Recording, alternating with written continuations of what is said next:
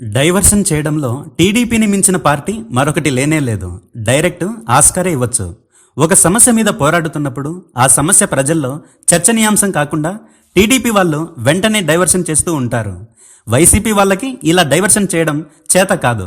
నిజానికి జగన్కి వీళ్ళలా మోసం చేయడం, అబద్ధాలు చెప్పడం, అన్యాయంగా అక్రమాలు చేయడం జగన్కి ఇష్టం ఉండదు. అందుకే వీళ్ళలా దిగజారి ఏనాడు ప్రవర్తించలేదు. మీరే విషయాన్నైనా తీసుకోండి, ఒక అబద్ధానికి రెక్కలు కట్టి ఆ అబద్ధాన్నే మళ్ళీ మళ్ళీ రికార్డు అరిగిపోయేంత వరకు ప్రచారం చేస్తూనే ఉంటారు. అది నిజం కాదని అందరికీ తెలిసినా సరే వీళ్ళు ఎన్నిసార్లు ప్రచారం చేస్తారంటే ఒకవేళ అదే నిజమై ఉంటుందిలే అనే స్థాయికి ప్రజలను తీసుకొస్తారు.